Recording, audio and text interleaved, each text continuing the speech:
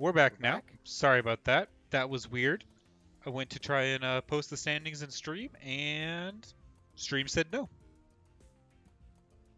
Part of the reason why Sometimes we do are that. paused right now is because there was a locker room discussion going on. I'm assuming due to the discussions of the swapperoos happening. That's right. We do have one of our council members here just to make sure everything happens by the rules, because we don't want no shenanigans in this league. We are a shenanigan-free institution. Always. It looks like we are moving closer to being ready, though. We got ours from one team. I apologize, everyone. The overlay did not save after my OBS restarted, so I'll get that fixed up and ready to go here in just a second. We are again about to play Dorado. The score is 2-1 for Flamin Hotbox.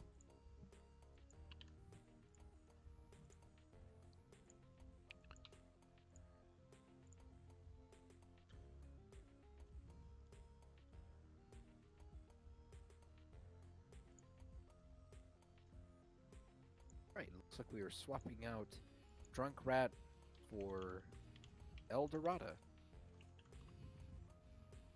on the side of Flamin' Hotbox. So El Dorado coming in.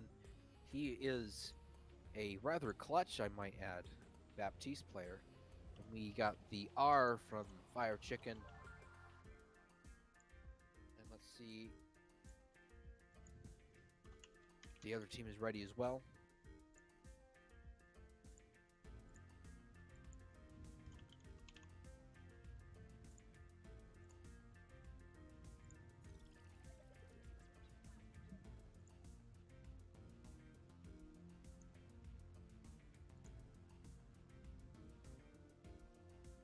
Looks like we're just waiting on that real quick. Well, it sure wouldn't be a PMAOWL shootout without some delays. Oh, absolutely. But now we have our two R's. Now we go to Dorado. If you're in music theory nerds, you know that's the good old flat 2. The syllable ra.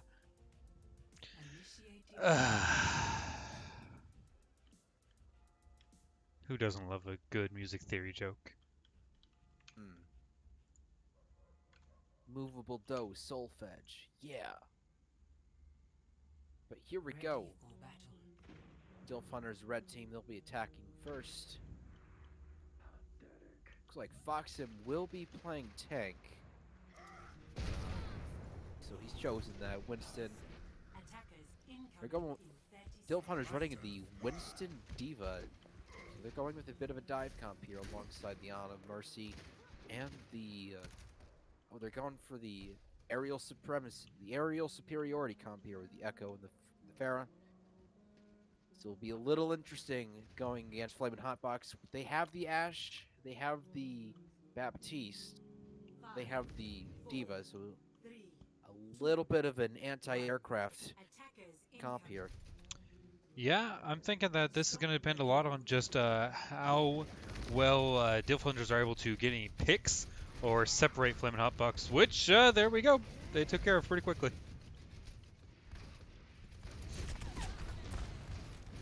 That's right. DilfHunters taking some space here. They're getting the payload up to that first corner. They're going to dive onto the high ground. Saucebots will get the first pick, focusing beam. And Flamin' Hotbox, they're going to be forced to pull back. They're down one. The Pharah is dead above them. He's taking pot shots at him. He's got that Mercy pocket, so he's doing a fair bit of damage. There's 2 people on point for Flamin' Hotbox. And here comes the Immortality Field. They're going to keep them alive. They're going to try and stabilize on the point, but there's people behind them. That's Edgelord, Pharmacy. Again, taking pot shots. He's going to kill himself for his own splash damage. Fire Chicken doing a great job there of getting in Edgelord's face, making him blow up on himself. Really, really nice play there. That's right. That's what he's supposed to do. DDR Daikenkai getting caught a little bit trying to escape through the other team. There's our aforementioned caster, Foxim, taking space on top. Taking a little bit of chip damage. Throwing just a little bit. Here comes the air wings over the top. We're gonna go at the tanks. Oh, and that's gonna be big. McNar's gonna go down. That's the hit scan. And here comes the barrage. He's gonna get 2. Poor McNar getting res, then killed immediately. It's just gonna be Fire Chicken starting to stall the point. Zeldorada's in the back somewhere, trying to keep everyone alive. There's a Diva Bomb. Doesn't get anyone. But now the two blue tanks, they're here on the point. One of them not for long. Now that's Fire Chicken out of his mech. DilfHunters taking control here. One thing I want to talk about Edgelord's ult there was it wasn't the biggest ult. He got 2. It wasn't a 6-man, oh my goodness, barrage. But the picks that he got were huge. He took out their Mercy and their Ashe, 2 of the only people that could really contest him super well at that point in time. And here's comes Flamin' Hotbox. They're going to have a good contest here. They're going to be able to burn a fair amount of time. Here comes Shadow from Slam to Wham.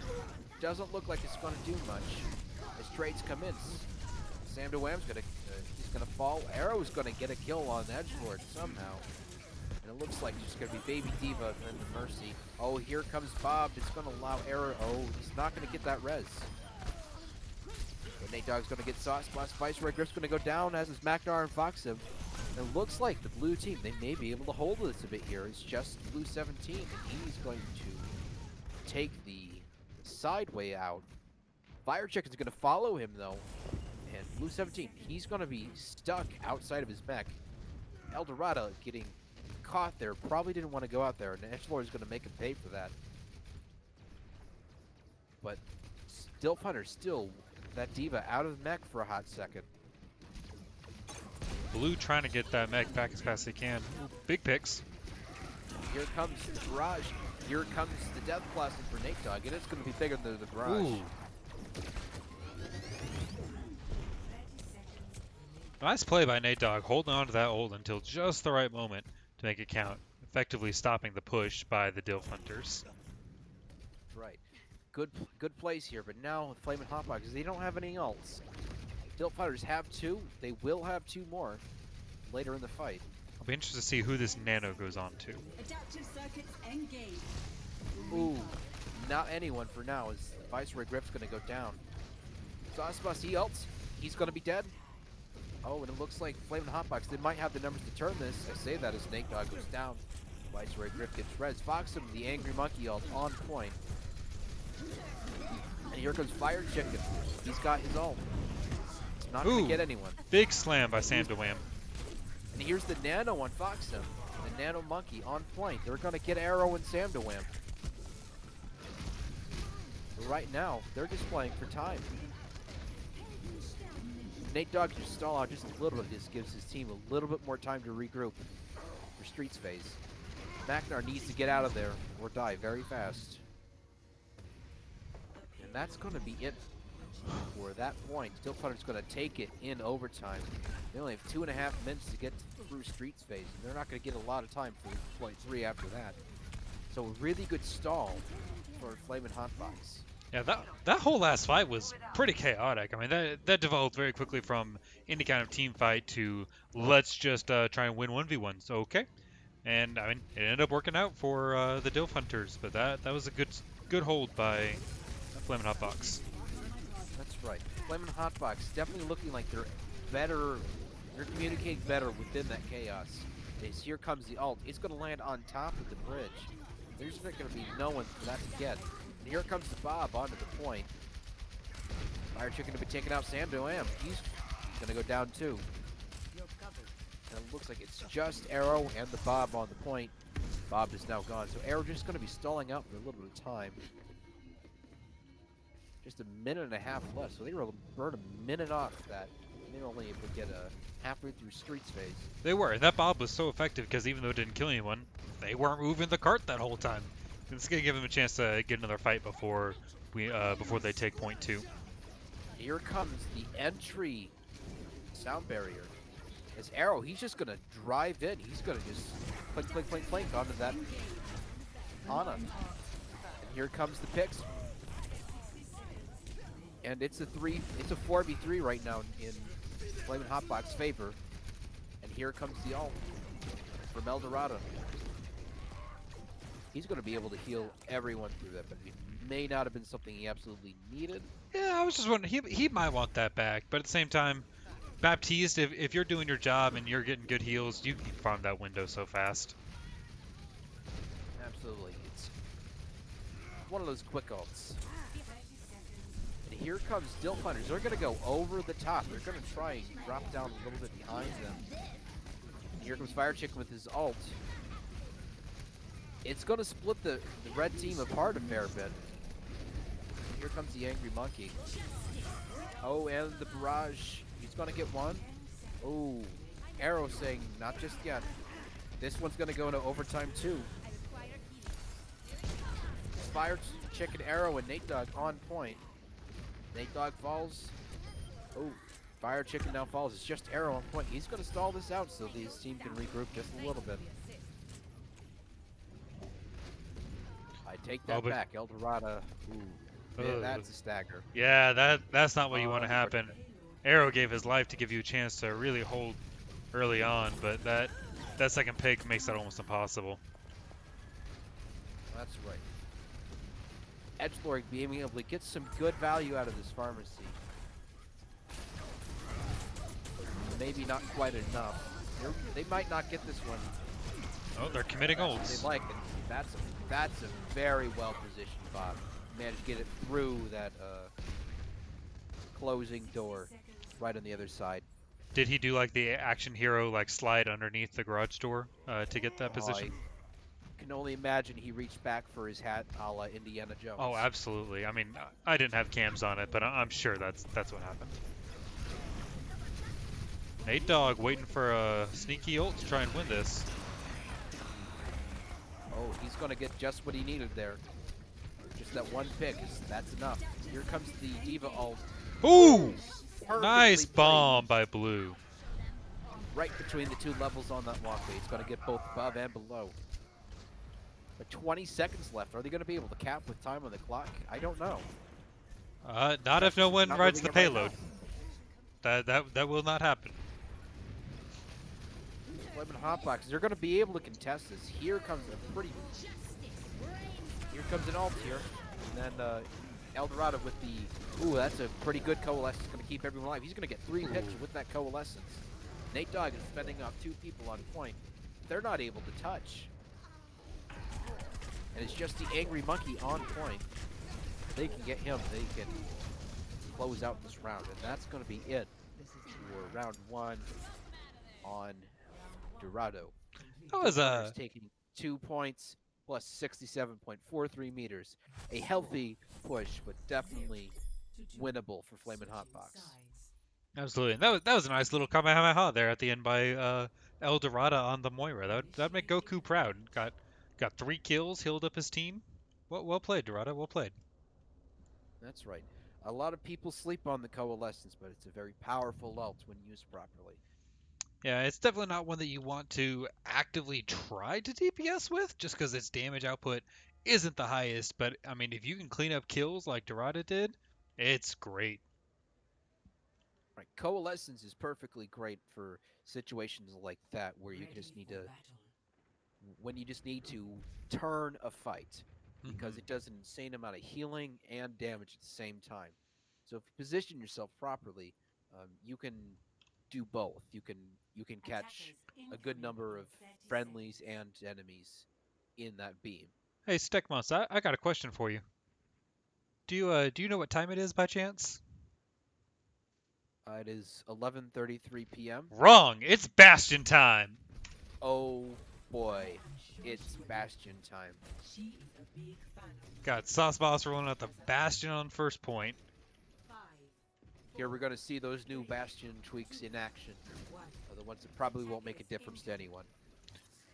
DilfHunters might as well call themselves Team Turret right here. Between the Torbjorn and the Bastion. This is a hard bunker. It's gonna. This may be a challenge to crack it first.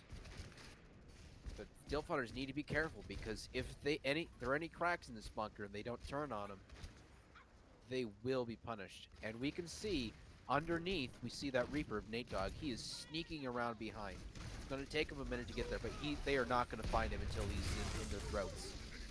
He is crouch walking the whole way. Flamin' Hotbox, they've already gotten the payload past them, so I'm not sure really what happened there. Picks are getting had on both sides.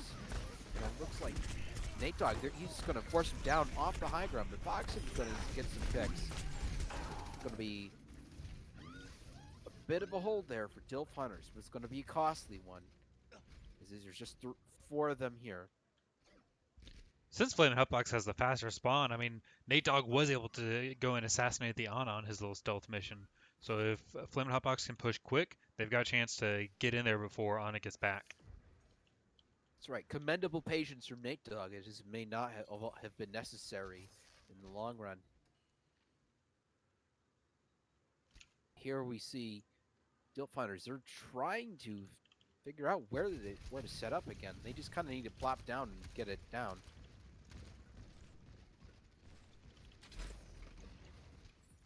They're setting up directly in front of the payload. There goes one shield. There goes the Bastion. There goes the Ana. And Torbs is going to ult all over the point, but he's going to be the only one that's alive. They just kill him. They can get some good progress here. He's behind the payload using the natural cover. It's going to take a little longer than the Flamin' Hotbox would care to admit to get him down. But not quite enough for them to be able to cap here. Ooh! The sleep nasty onto big our previous co-caster. Oh, and Viceroy Griff smartly saying, I'm not doing that right now. DDR Daikenkai. Saucepot's not so lucky. They were going to get long spawn. You hate to see it. Arrow looked Fox dead in the eyes and said, nope, you are not jumping over that wall, my friend. Sam DeWham and Fire Chicken playing very far up. They're not letting DilfHunters set up properly in a way that'll let them fight early on Street's phase.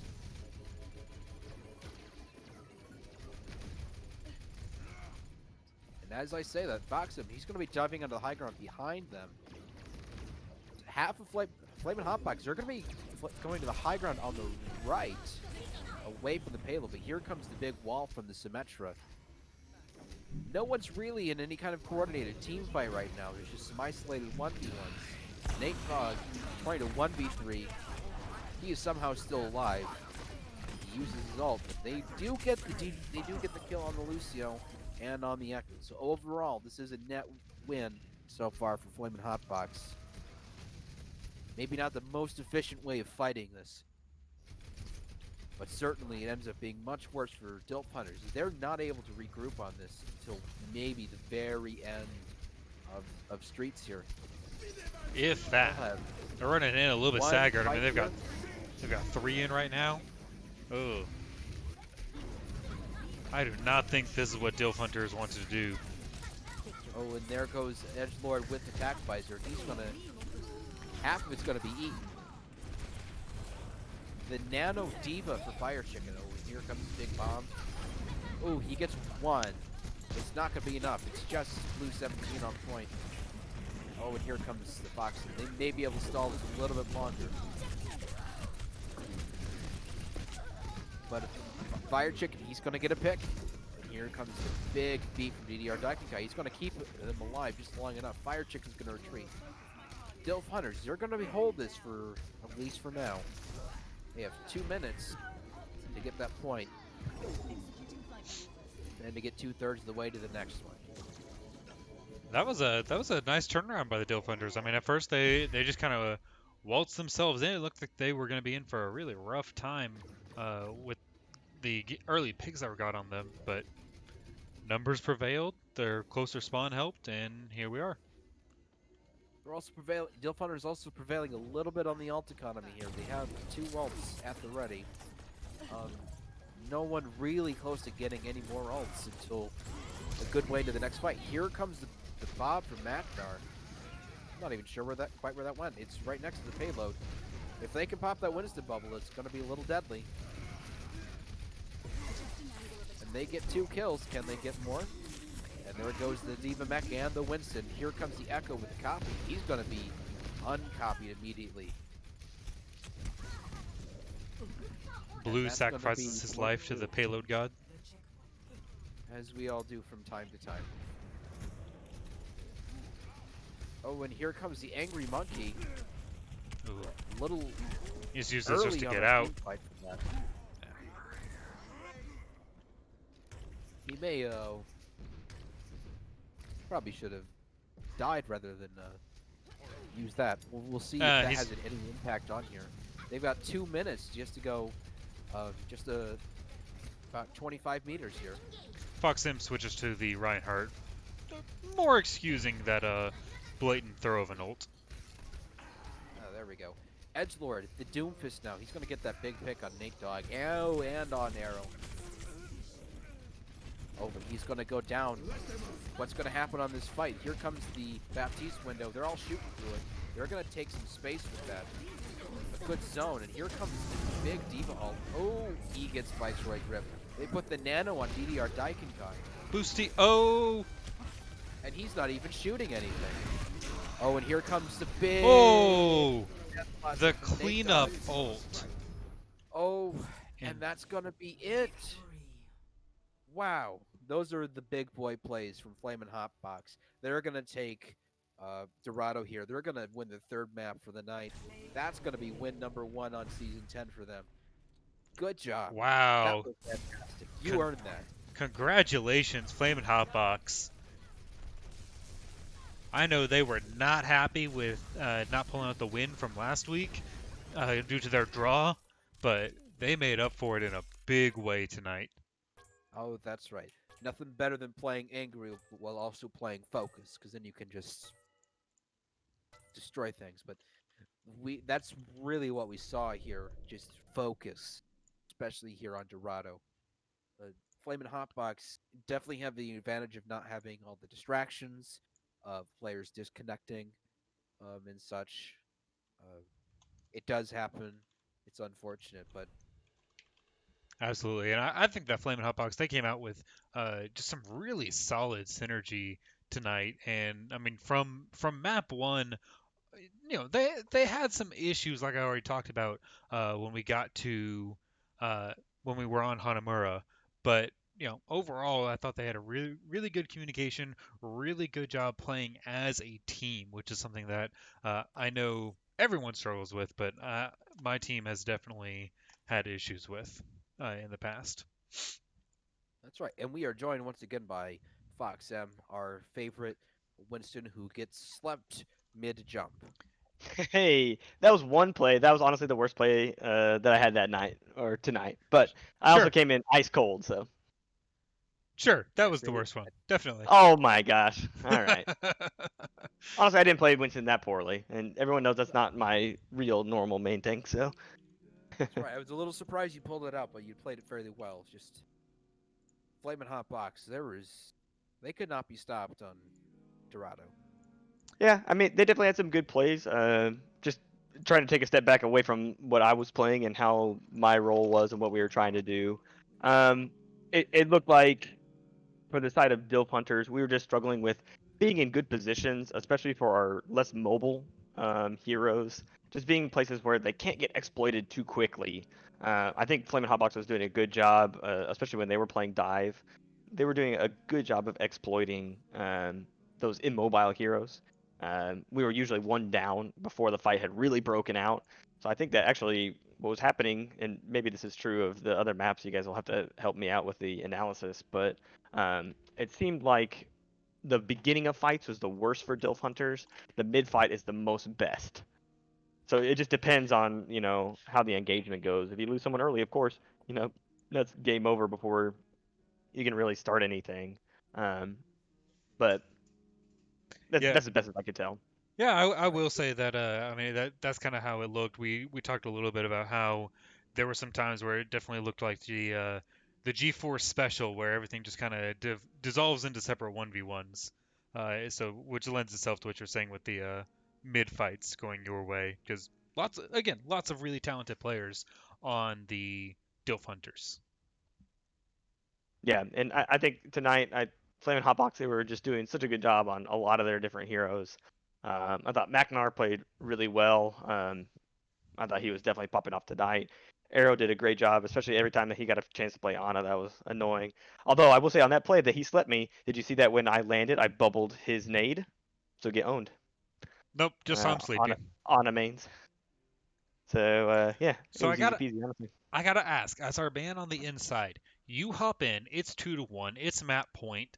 Mhm. DilfHunters have just lost one of their better players. What were the comms like? Um, the comms are very interesting in DilfHunters. I won't cause names because I don't want to cause drama. Sure, sure, sure. But there's definitely mixed comms that are happening. There's different styles. I know my style, and when I come in as main tank, I do like to talk a lot, especially if I'm playing Winston. I'm going to be trying to make calls on what's happening.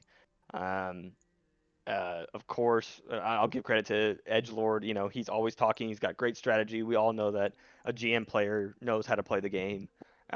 He's giving great comments and good feedback on a lot of different things that are happening. Um, I would say that their comms are very mixed in the side of DilfHunters.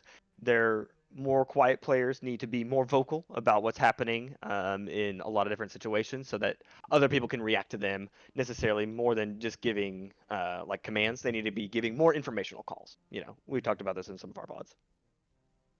Right on, right on. Right on.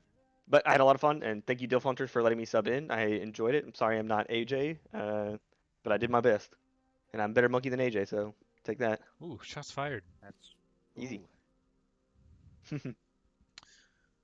All right. Well, I think that just about wraps it up. Steck, you got anything else you want to comment on tonight's match or the season as a whole?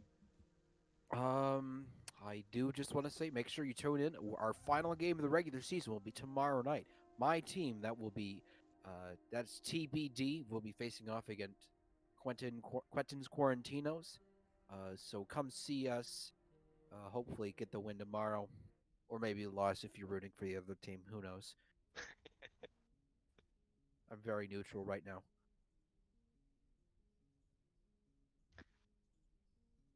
Sure, I will. Thank you guys again for watching. This was season 10, week 7, game 2, Flamin' Hotbox versus DilfHunters, with Flamin' Hotbox taking the win. I've been FoxM as both your caster and sub. This has been Steck Monster and our great friend Twigs coming in with on cams as well as emergency caster genius. So thank you guys so much, and we will see you tomorrow, 9 p.m. CST.